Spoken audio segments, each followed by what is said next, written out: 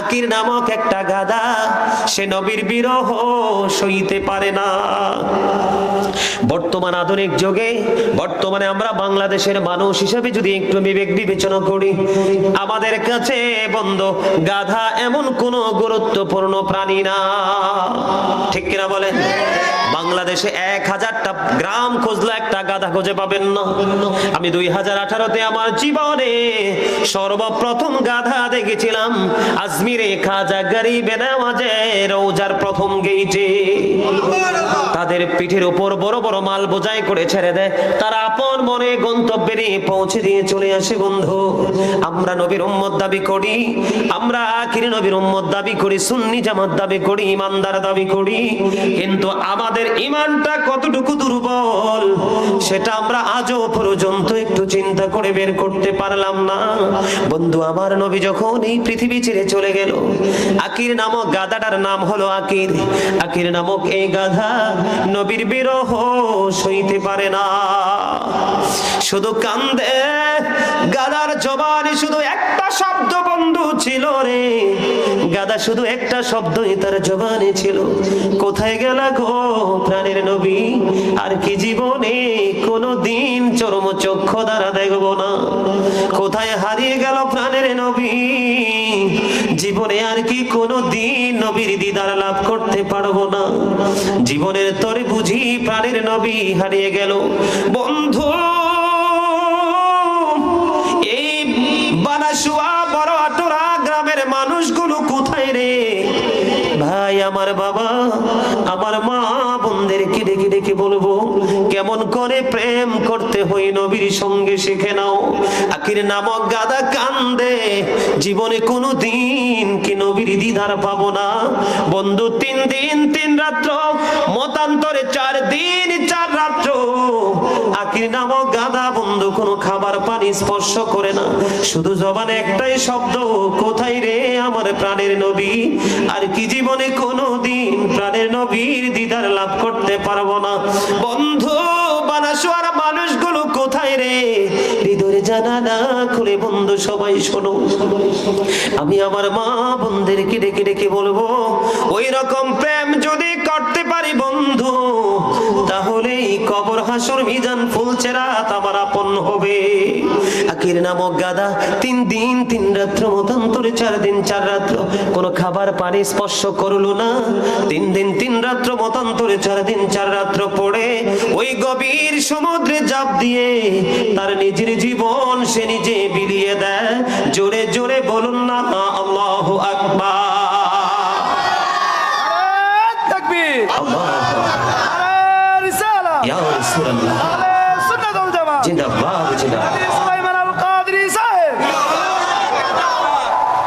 কি বুঝতে পারলেন বলেন তো? 3 দিন 3 রাত্র, মতান্তরে 4 দিন 4 রাত্র কোনো খাবার তিনি স্পর্শ করে না, পানি স্পর্শ করে না। 3 দিন 3 রাত্র, মতান্তরে 4 দিন 4 রাত্র পরে আর নবীর বিরহ সইতে না পেরে নিজের জীবন নিজে সমুদ্রে ঝাঁপ দিয়ে দিয়েছে। জোরে বলেন না সুবহানাল্লাহ। এটাকে বলা হয় প্রেম। এজন্য বলি, ও নবীর প্রেমিকেরা,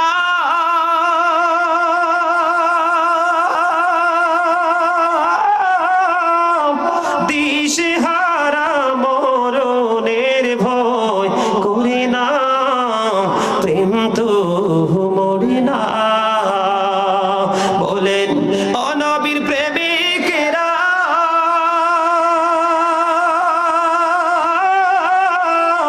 দিশেহারা মরণের ভয় করে না, প্রেম তো মরে না। প্রেম করেছেন মুসা নবী, তুর পাহাড়ে গেছেন চলি গো। বলেন, প্রেম করেছেন মুসা নবী, তুর পাহাড়ে গেছেন চলি গো। অসে খোদার নূরে পাহাড় জ্বলে তবু মোসা জ্বলে না, প্রেম তো মরে না।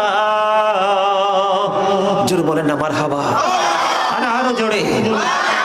বন্ধুরে আবার আপনি আমি আমরা সবাই জানি বন্ধু, আমরা সবাই জানি আবু বকর সিদ্দিক রাদিয়াল্লাহু তাআলা আনহু হিজরতের রাত্রিতে বিষাক্ত সাপ সবল মেরেছিল। জানেন কি জানেন না সবাই? আহলে সুন্নাত ওয়াল জামাতের প্রত্যেকটা সাধারণ মানুষও জানে যে হিজরতের রজনী আবু বকর সিদ্দিক রাদিয়াল্লাহু তাআলা আনহুর পায়ে সাপে সবল মেরেছিল। সমস্ত শরীরটা বিষে বন্ধ, একবারে কালারটা চেঞ্জ হয়ে গেল। সইতে পারে না, চোখের পানি আমার নবীর উপরে পড়লো, আমার নবীর ঘুম ভেঙে গেল। এবার আমার নবীর মুখ মোবারক থেকে থুতু মোবারক যখন বন্ধ দিয়ে দিল, সাপের বিষটা বন্ধ ধ্বংস হয়ে যায়। কিন্তু এখানে সবচেয়ে বড় রহস্যময় প্রেম হলো কোন জায়গাটা জানেন?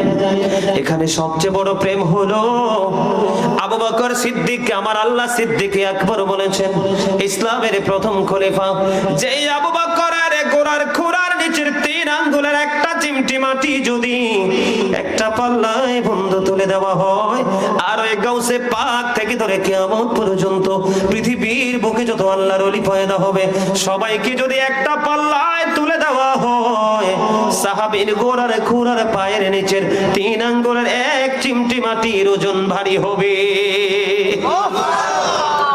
যেহেতু সম্মান আবু বকর সিদ্দিক রাদিয়াল্লাহু তাআলা আনহুর এত মর্যাদা।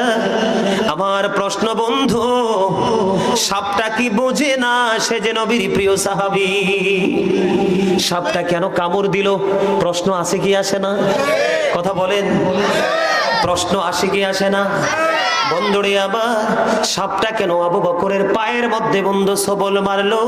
রহস্য উদ্ঘাটন করতে গিয়ে বন্ধু খুঁজে পাইলাম, আবু বকর যখন নবীকে নিয়ে বন্ধু সর গুহার মধ্যে ঢুকলো, ঢোকার পরে সবগুলো গর্ত তিনি ফিল আপ করে দিলেন।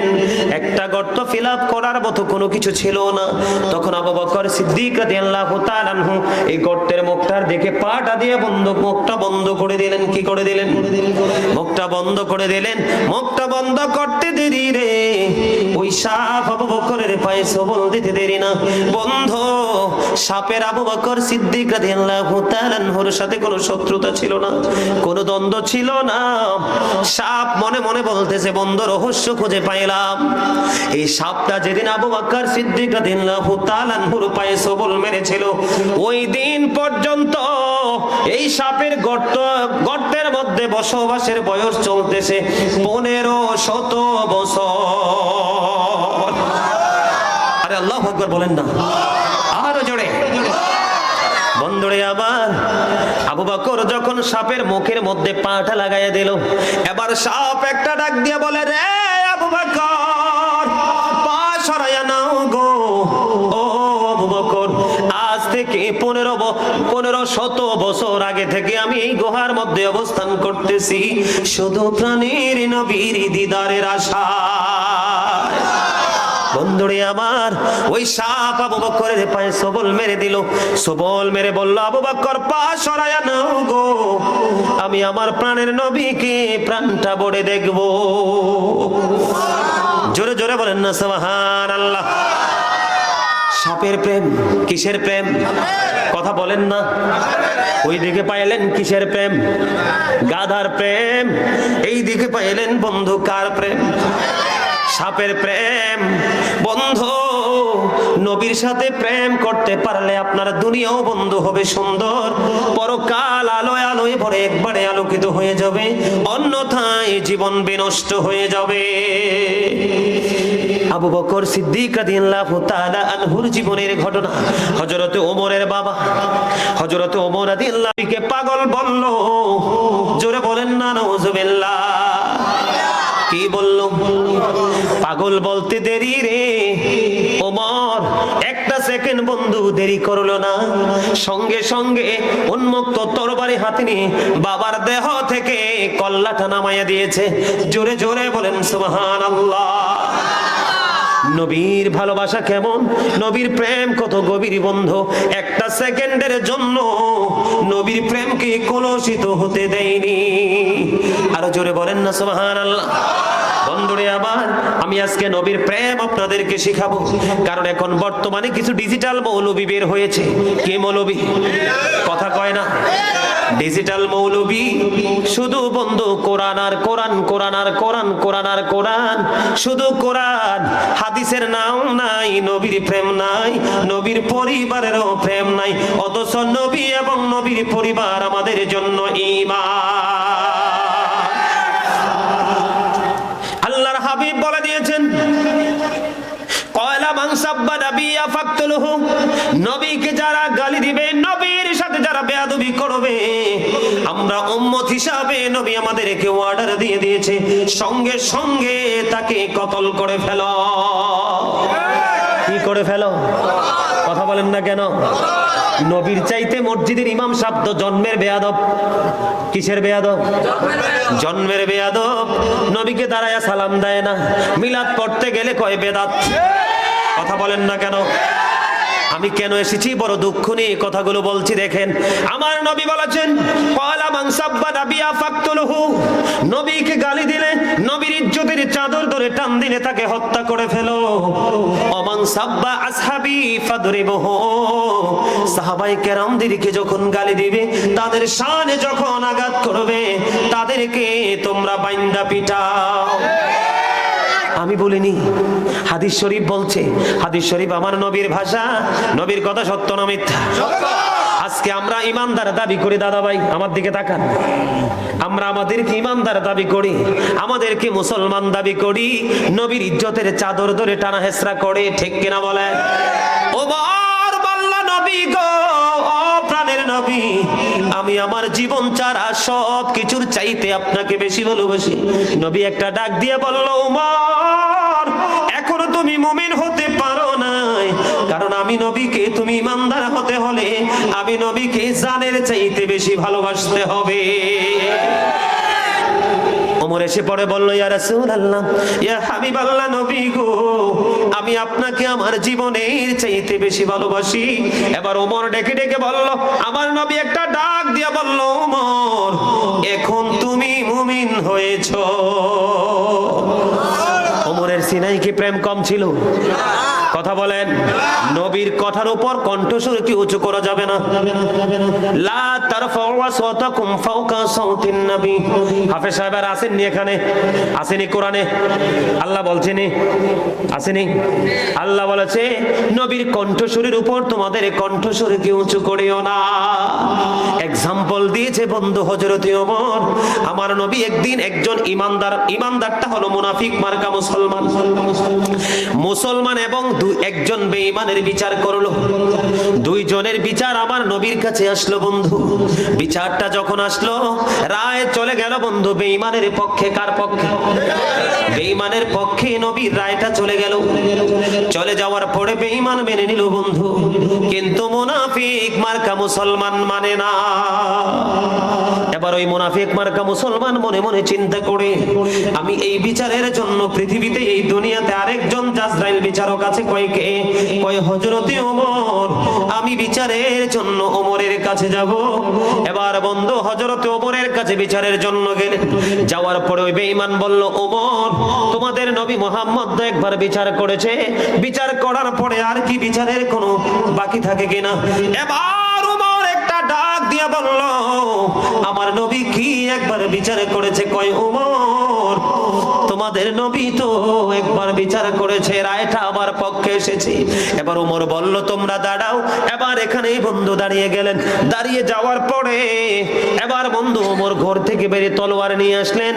তলোয়ার নিয়ে এসে ওই মুনাফিক মার্কা মুসলমান দেহ থেকে সঙ্গে সঙ্গে কল্লাটা আলাদা করে দেয়।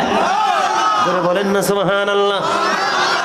এইরকম স্ট্রংলি নবীর প্রেম রাখতে পারলে, নবীর প্রতি আদব রাখতে পারলে বলবো ইমানদার, অন্যথায় বন্ধু মুনাফিক মার্কা মুসলমান। এবার বেঈমান মনে মনে চিন্তা করে, এই যদি হয় তাদের ধর্মের সিস্টেম, এই যদি হয় তাদের ধর্মের রীতিনীতি, তাহলে আমি আমার ধর্মে আর আমি থাকবো না। ওমর চলো গো, জলদি চলো না তোমাদের নবীর কাছে আমাকে নিয়ে। বন্ধু ওমর রাদিয়াল্লাহু তাআলা আনহু যখন আমার নবীর কাছে সেকেন্ড টাইম নিয়ে গেল, ওই বেঈমান সঙ্গে সঙ্গে কালেমা পড়ে মুসলমান। আপনারা একটু সামনে আসেন, এই যে দেখেন পিছন দিক দিয়ে ধীরে ধীরে মানুষ আসতেছে, সবাই সামনে আসেন, আসেন আসেন সবাই সবাই। এই যে আপনারা, এই বাবু তোমরা সামনে আসো, একবারে সামনে আসো। এই এগুলো সরাই দাও তো, এগুলো এইদিকে মাঠে নিয়ে আসো, এগুলো এইদিকে সরাই দাও, আসো সবাই আসো। ইয়া রাসূলুল্লাহ ইয়া হাবিবাল্লাহ ইয়া রাসূলুল্লাহ ইয়া হাবিবাল্লাহ ইয়া রাসূলুল্লাহ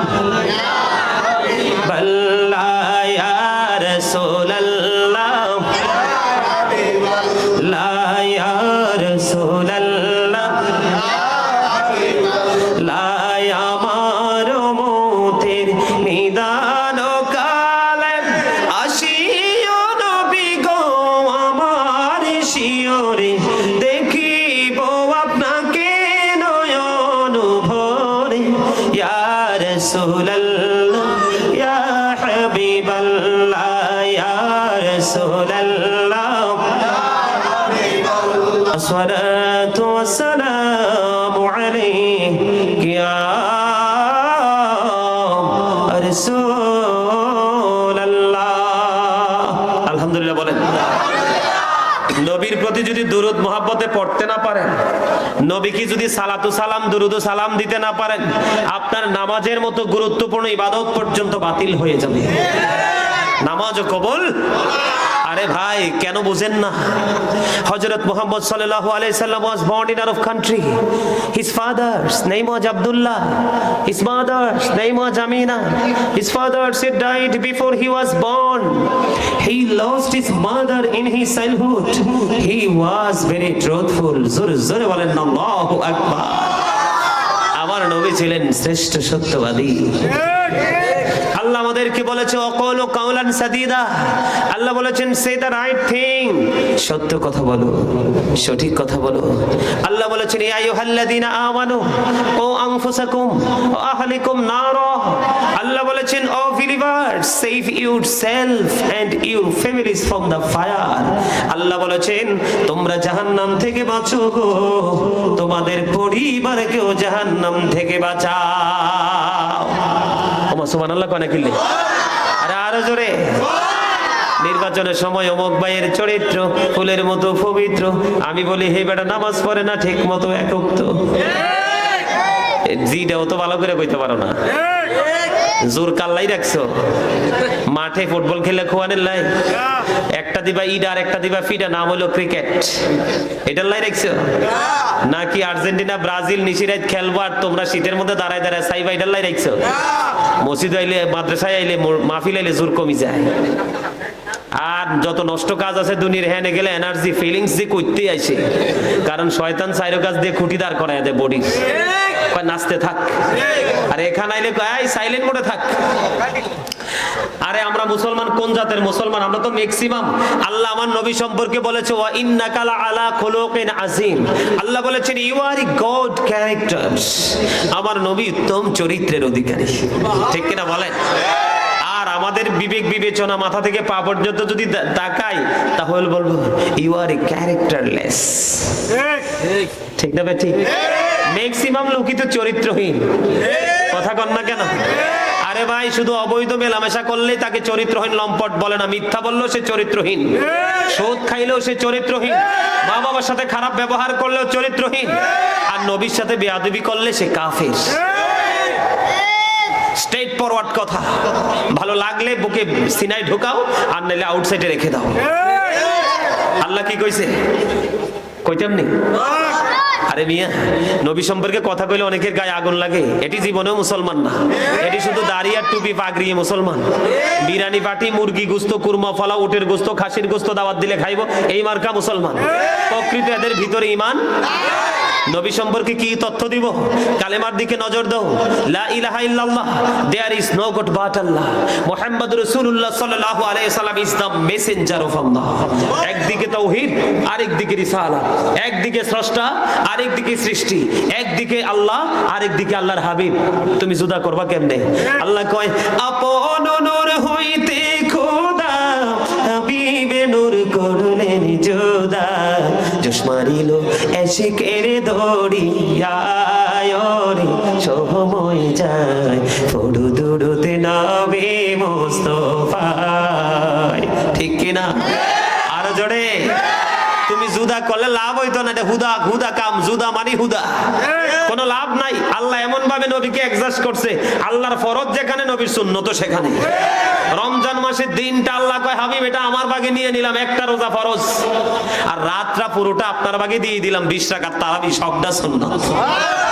আল্লাহ যেখানে, আল্লাহর হাবিবও। আরে মিয়া যাবেন কোথায়? আমেরিকার গবেষক যারা ইউনিভার্সিটিতে আছে কিনা জানেন, এখানে স্টুডেন্ট কলেজ ইউনিভার্সিটিতে যারা আছে তারা জানে, আমেরিকার গবেষক মাইকেল এইচ হার্ট তিনি বলেছেন দ্য 100 এর ranking of the most influential person in the history. এই কথা কিতা লাগি, হ্যাঁ এটা সিটিং সিলেক্ট আর কি, এটা কিতা লাগি মাত্র, ঠিক আছে না? হ্যাঁ, আর বরিশালের তারা কি মনু কিরফিন নে কথা কইতাছো, তারা মনু আইও মনু যাইও কইতে কইতে দিন কান শেষ হইয়ে যায়, কথা কয় না কেন? আরে বেটা তোরা ফলাফাইন মানুষ হাসতে পারস না, আমার 3 চাচা এক লগে বইছে, একদম ইউ আর এ গ্রেট, খুব চমৎকার, জিকির অ্যাক্টিভ, দুরুদ অ্যাক্টিভ, হাসি অ্যাক্টিভ, মনোযোগ অ্যাক্টিভ। আরে ভাই আমি এই জন্য বলি কি জানেন, এই যে আমার দাদা, এই যে আমার চাচা, এই যে মিল্লা জিল্লা আইছে আর কি, এই দাড়ি পাকনা যেটি, এটি সবটির হৃদয় একবার আল্লাহ আল্লাহ রাসূলের প্রেম ভালোবাসায় ভরা। আর তোমরা যারা আছো না, আমার মতো ইয়াং যারা আছো তোমরা, যুবক আর যুবতী, তোমাদের অন্তর হইছে নষ্ট, হিংসা, আত্মগরিমা এবং নোংরামিতে ভরা। কথা কয় না? আরে এই যে আমার চাচারার ভিতরে এখনো যে মোহাব্বত, একটা বাচ্চা দেখলে 1 মিনিটের জায়গা 5 মিনিট কথা কয়, আর তোমরা কও হামসে বড় কোন হে, I am the great person. কিসের কথা মিয়া, আমার বাপ সৌদি থাকে, ঠিক কিনা বলে? আমি তোমাদেরকে বোঝানোর চেষ্টা করতেছি। আমেরিকার গবেষক মাইকেল এইচ হার্ট তিনি 100 জন প্রভাবশালীর তালিকা করছে, কতজন? এর মধ্যে তিনি বক্তব্য দিয়েছেন the 100 A ranking of the most influential person in the history, এর মধ্যে সবচেয়ে সেরা প্রভাবশালী হিসাবে আপনার আমার নবীকে তিনি আখ্যায়িত করেছেন। আর জোরে বলেন সুবহানাল্লাহ। আমরা সেই নবীর উম্মত। আমি বলি I am the great person, I am very successful person, কারণ আমি আখির নবীর উম্মত হতে পেরেছি, এটা আমার জীবনে সবচেয়ে বড় নিয়ামত। আপনারা চিনবেন শাহপুর দরবার শরীফের পীর সাহেব কেবলা ডক্টর আহমদ পিয়ারা বাগদাদি, যিনি আমার প্রাণ মুর্শিদ। উনি যখন বসরা ইউনিভার্সিটিতে ইংলিশ লেকচারার ছিলেন, বাংলাদেশে কোনো টিচিং প্রফেশনে তিনি ছিলেন না, ওনার কাজই ছিল শুধু ইহুদি নাসারাদেরকে নিয়ে কাজ। আপনাদেরকে আজকে একটা তথ্য দেই, নবীর প্রেম থাকলে কতটুকু শক্তি সঞ্চয় করা যায়। 1980 সনে আমেরিকার বস্টন মসজিদে 150 জন গির্জার সুপারিনটেন্ডেন্ট ছিল একদিকে, আর আরেক দিকে ছিলেন স্মল কান্ট্রি বাংলাদেশ, ছোট্ট দেশ, এখান থেকে গিয়েছেন অনলি 1 পারসন, একজন ডক্টর আহমদ পিয়ারা বাগদাদি। আমেরিকার বোস্টন মসজিদে বাহাস, 150 জন গির্জার সুপারিনটেন্ডেন্ট একদিকে, ডক্টর আহমদ পিয়ারা বাগদাদি পীর সাহেব কেবলা তিনি একদিকে ওরা বক্তব্য দিয়েছে। বাহাস হবে কি নিয়ে জানেন? ইহুদি খ্রিস্টানদের ধর্মগ্রন্থের নাম হলো দা ওল্ড ও নিউ টেস্টামেন্ট। এরা বক্তব্য দিয়েছে he that loveth not knoweth not God, for God is love। এরা বলেছে যেজন প্রেম করে না সেজন আল্লাহকে জানে না, for God is love, আল্লাহই প্রেম। ডক্টর আহমদ পিয়ারা বাগদাদি বলেছেন no, say if you do love Allah, যদি তোমরা আল্লাহকে ভালোবেসে থাকো, follow me মুহাম্মদ সাল্লাল্লাহু আলাইহি ওয়াসাল্লাম, আওয়াজ তুলে বলেন না সুবহানাল্লাহ। Follow me Muhammad sallallahu alaihi wasallam, Allah will love you and forgive your sins। হাফেজ সাহেব এখানে আছে, এটা আল্লাহ কোরআনে বলেছে এইভাবে, কুল ইন কুনতুম তুহিব্বুনাল্লাহ ফাত্তাবিউনি ইউহিব্বুকুমুল্লাহু ওয়া ইয়াগফির লাকুম যুনুবাকুম, আল্লাহু গফুরুর রহিম। কি চমৎকার বয়ান! 150টা গির্জার সুপারিনটেন্ডেন্ট মাথাটা নিচু করে দিয়েছে। তিনি বলেছেন there is no god but Allah, সে আল্লাহ ব্যতীত কোনো উপাস্য নেই, কোনো ইলাহ নেই। মুহাম্মদুর রাসূলুল্লাহ সাল্লাল্লাহু আলাইহি সাল্লাম ইজ দ্য মেসেঞ্জার অফ আল্লাহ। আল্লাহকে একা একা ডেকে পাওয়া যাবে না, ডাইরেক্ট আল্লাহকে রাজি করা। আল্লাহ বলেছেন তোমরা আমাকে পাওয়ার জন্য ওসিলা তালাশ করো, ওয়াবতাগু ইলাইহিল ওসিলা। ওসিলাটা কি? আল্লাহ বলেছেন ওকুনু মা'আস সাদিকিন, ট্রুথফুল মেন, সত্যবাদী লোক। সুবহানাল্লাহ।